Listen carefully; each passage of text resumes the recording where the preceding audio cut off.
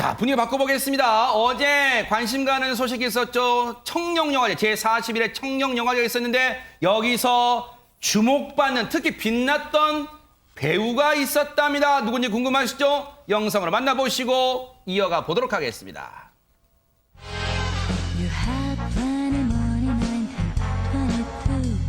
You let all the women make a fool of you. Why don't you do right like some other man do?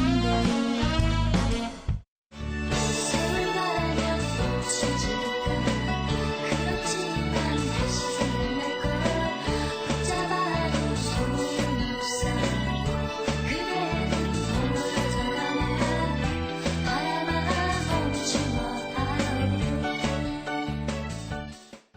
홍종성 기자님, 청룡영화제에서 빛났던 배우 김혜수 씨 어떤 영화로 상 받은 겁니까? 왜 빛난 거예요? MC를 맡고 있죠. 사실 1993년도 처음 맡았어요. 아, 사회를 받군요. 네, 그런데 아. 계속 보고 있고 유연석 씨랑 3년째 보고 있는데 네. 뭐 어떠한 상을 받은 배우보다 어떻게 보면 해마다 저는 김혜수 씨가 빛나고 김혜수 씨가 이렇게 이 청룡영화제를 지켜주고 있어서 영화제의 가치가 더 빛난다 싶고 사실 청룡영화제 아니고도 김혜수 씨가 어느 영화제를 가도 레드카펫의 여신이에요. 맞아요. 그런데 이제는 이제 청룡의 여신으로 또 자리를 굳혔죠. 야, 그런데 김복준 의원님, 주변에서 하는 얘기 보니까 청룡영화제 터줏대감이라고 하는데 아니 김혜수 씨한테 왜 그런 애칭을 붙이는 거예요? 김혜수 씨가 1993년 14회 청룡영화제에서 MC로 처음 그래요? 발표됐다고 그래요. 네. 근데 그 상황에서 41회까지 총 원래는 28회 MC를 봐야 되는데 어허. 27회예요. 한 번이 빠졌는데 대박 그 사건. 한 번이 뭐냐면 네. 심혜진 씨가 한 번 뺏어간 적이 있어요. 심혜진 씨가. 네. 그 이후에 이제 나머지는 뭐 전부 다 그 41회까지 김혜수 씨가 했기 야. 때문에 터줏대감이란 말 하는데 남자 그 호흡 같이 맞춘 남자 MC들 보니까요. 네. 막강해요. 이덕화, 대박 사건, 부탁해요. 네. 박중훈, 아하. 이병헌, 이범수, 정준호, 유연석 대단합니다. 등등. 네. 정말로 거의 개근상이랑 마찬가지예요. 청룡영화제 사회는요. 그런데 김유진 아나운서, 네. 김혜수 씨 하면 물론 이게 사회 능력도 뛰어나지만 뭘 입고 나올까 패션에도 관심 있잖아요. 맞죠. 김혜수 씨가 워낙 패셔니스타로 유명하잖아요. 그러다 보니까 김혜수 씨가 시상식에 뭘 입고 나왔나 여기에도 좀 관심이 많이 모아지는 것 같은데 네. 그래서 청룡영화제의 어느새 관전 포인트 중 하나가 됐습니다. 그렇죠. 과거에 좀 스타일을 분석을 해봤더니 아하, 분석했어요. 네. 과거에는 좀 파격적인 드레스를 선택을 야, 했다면 2009년부터는 좀 여성스럽고 차분한 스타일을 선보이고 있는데요. 네. 근데 사실 우리 패화널이라고 하잖아요. 패션의 완성은 얼굴이니까 머리 봐도 괜찮지만 김혜수 씨는 그만큼 더 매력을 돋보이게 그러니까 하기 시대별로 위해서. 한번 봐보세요. 김유진 아나운서 시대별. 저게. 네. 지금 보시면 파격적인 드레스부터 점점 약간 그러네요. 여성스러워지는 모습을 오호. 보실 수가 있습니다. 네. 사실 근데 이 김혜수 씨 입장에서는 손정희 변호사님 자신의 연기력도 좀 평가받고 싶은데 왜 나는 내 이 외모와 특히 드레스를 뭔 입었는가로만 보는 거야 얄미워 막 그럴까요? 어떻습니까?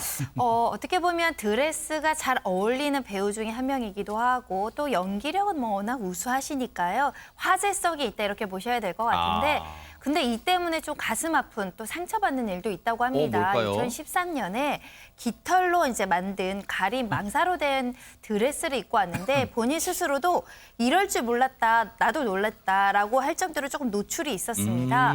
그러면서 그때 나도 그렇게 나올 줄은 몰랐지만 이런 이야기를 했습니다. 어떤 네티즌들이 노출증 환자다 이렇게 비난을 했던 거예요. 아이고. 하지만 레드카펫 드레스는 일할 때 입는 점퍼이다. 노출증 환자라는 건 뭐 예를 들면 정신병, 뭐 바바리맨 이렇게 할 수 있지만 옷이라는 것, 드레스라는 건 더군다나 저런 행사에서 입는 것은 개인의 취향, 아티스트의 취향, 여러 사람이 함께 만든 작품일 수 있기 때문에 있는 그대로 봐줄 여유가 필요해 보인다. 이런 일침을 하기도 했습니다. 그래도 참 이 김혜수 씨가 의연하게 대응을 했어요. 근데 백성문 변호사님, 네. 김혜수 씨가 참 이 세월을 거슬러 간다는 생각도 들 정도로 지금도 건강 미인입니다, 진짜. 저는 저보다 나이가 많으시다는 게 믿기지가 않습니다. 아하! 제가 스스로 좀 자괴감이 들려고 하는데 김혜수 씨는 지금 그러니까 김혜수 씨 자기 관리 한번 들어보세요. 네. 아마 본인들이 다 좋아하는 것만 안 하실 거예요. 일단 패스트푸드 밀가루 음식은 거의 안 드십니다. 대박 사건. 저희가 이 맛있는 좋아하는 걸 안 거, 드신다고요? 저희가 좋아하는 네. 거. 그리고 우리가 보통 이제 밤새거나 이제 술 한잔 하다 보면은 또 이 집에 가서 세수 잘 안 하고 자잖아요. 아하. 밤을 새는 연기를 하고 뭐 하더라도 세안은 반드시 하신다고 하고요. 이네요. 또 신체적인 것뿐만 아니라 정신적으로도 굉장히 많이 관리를 하고 계신데 또 번역본 없는 책 읽기를 위해서 개인 번역가까지 고용해서 독서에 푹 빠져 있다고 합니다. 네. 제가 반성해야겠네요. 그만큼 들으신 것처럼요. 김혜수 씨가요. 세월이 지나도 늘 사랑받는 건 아마 철저한 자기관리 덕 아닌가 그런 생각되는데요. 작품에서 열연하는 모습 한번 보시고 네, 그런 모습 아마 많은 분들이 영화에서 보셨을 것 같기도 하고요. 자, 그런데 이분 말고도 김혜수 씨 말고도 영화제에서 빛난 분이 또 있습니다. 누굴까요? 그분을 좀 짚어보도록 하겠습니다. 영상부터 만나보시고 이어가 보도록 하겠습니다. 방금 엄마한테 전화 왔는데 한번 들르래. 밥이나 먹고 가라고. 응? 방금 뭐라고 그랬어? 우리 엄마한테 할망구라고 그랬어? 니네 집 얘기만 나오면 개짜증이 나서 할망구 싫어. 뭐? 나 오늘 왜 이러지? 아이고 우리 주희연님. 또 뵙겠습니다. 예, 감사합니다. 오늘 와주셔서. 그러니까 말이 내 맘처럼 안 나와. 말이 뇌에서 나와야 되잖아. 근데 그냥 장에서 그냥 막 튀어나오는 기분이야. 맞아. 말이 똥처럼 나와. 내 관략근 조절이 안 돼. 더러운 소리 좀 그만해. 좀 그리고 당신 신발 좀 신어. 너무하잖아 밀폐된 공간에서. 희철아, 넌 코가 없니? 왜 모른 척하니? 아, 예. 비염이라서 괜찮습니다. 김유진 아나운서 반가운 얼굴 라미란 씨인데 왜 영화제에서 빛났다는 거예요? 네, 라미란 씨가 청룡 영화상에서 여우 주연상을 이야. 수상했습니다. 방금 보신 영화 정직한 후보라는 영화에서 열연을 한 덕분이었는데요. 네. 이 수상 소감으로 밝힌 소감이 이래요. 저한테 왜 이러세요? 였습니다. 이 소감이 굉장히 라미란 씨답게 이게 무슨 일이고? 그러니까 재치 네. 있는 소감이 아니었나 그런 생각이 드는데 네. 사실 이 후보들이 상당히 쟁쟁했어요. 김희애 네. 씨부터 전도연 씨, 정유미 씨까지 이렇게 쟁쟁한 후보들 사이에서 경쟁을 했기 때문에 자기가 수상할지 아마 예감 못하신 것 같아요. 그래서 이게 무슨 일이고 하시면서 이 설 전에 이렇게 큰 상 받아서 올해 대박이 날 것 같다. 이런 소감을 전하시기도 했습니다. 네. 저 시상식 무대에서요. 야, 라미란 씨 역시 영락없는 배우입니다. 흥 넘치는 끼를 발산했다는데요. 대체 무슨 얘기일까요? 영상으로 만나보시고 이어가 보도록 하겠습니다. 어떻게 흥이 났을까요? 네.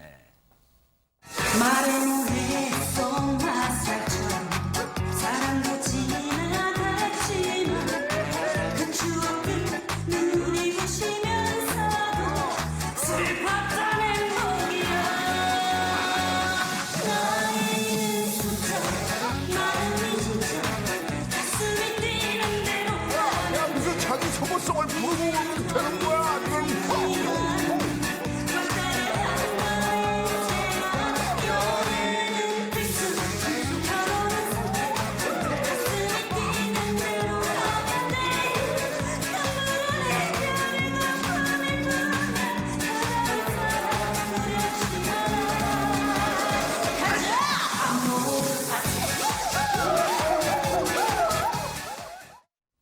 홍종선 기자님, 사실 라미란 씨가 이렇게 막 주연상까지 받을 정도로 주목받은 건 어떻게 보면 얼마 안 되는 것 같습니다. 얼마 안 된 뭐 늦가기 성공 배우기도 네. 하지만 사실 이번에 코미디 연기로 여우주연상을 받았다는 게 놀라운 거예요. 그러네요. 보통 코미디 영화에는 조연상은 줘도 주연상은 잘 안 주는데 그만큼 연기를 대단히 잘했다. 네. 그래서 저는 축하하고 싶고 또 하나 축하하고 싶은 건 네. 누구나 상을 받을 때 축하받아 마땅하지만 네. 굉장히 힘들었어요. 네. 그러니까 지금 뭐 연극하는 배우와 가수 매니저가 만났습니다. 근데 IMF 겪고 이러면서 남편이 실직을 했어요. 아하. 그런데 이 남편도 나 매니저 하던 사람인데가 아니라 모든 거 내려놓고 건설 현장 일용직 노동자라면서 가장으로서의 무게를 책임졌고 또 이 라미란 씨도 이제 이 사랑의 이 결과물이죠. 이 소중한 아기를 가졌는데 정말 아기는 태어날 것 같은데 분유 살 돈도 없는 거예요. 네. 그래서 시장에 가서 물건 팔면서 이 생계를 이어가고 굉장히 고생을 많이 했습니다. 아하. 그런데도 굉장히 잘 되고도 우리 기자들한테 그렇게 얘기를 했어요. 우리 남편 정말 자상하고 좋은 사람이에요. 뭐 일용직 하는 거 부끄럽지 않고 일 안 해도 좋은 사람이에요. 이렇게 얘기를 했는데 그러던 라미란 씨가 또 이렇게 저는 연기력으로 인정을 받아서 큰 네. 상을 받게 되니까 아주 반갑더라고요. 네. 이런 무명으로 잊힐 뻔한 사람을 발굴해 준 사람 은인이 누굴까요? 손정혜 변호사님. 박찬욱 감독입니다. 아하. 첫 영화가 친절한 금자씨였는데요. 라미란 씨가 어느 날 노출신이 있는데 할 수 있겠느냐 전화 받아서 젖먹이 않고 무조건 하겠다 오디션 자리로 갔다라고 하는데요. 네. 박찬욱 감독도 흙 속의 진주를 찾아낸 것 같다 이렇게 밝히기도 했는데요. 네. 20년의 긴 무명 시절 끝에 이렇게 알아봐주는 사람을 만났다라고 말씀드릴 수 있는데 네. 근데 스스로는 또 굉장히 겸손합니다. 너무 급하게 올라왔다. 가늘고 길게 사는 게 목표인데 너무 튀어나왔다라고 아하. 하는데 아마 겸손한 어떤 소감을 네. 밝히는 게 아닌가 합니다. 자, 앞으로의 행보도 기대해 보도록 하겠습니다.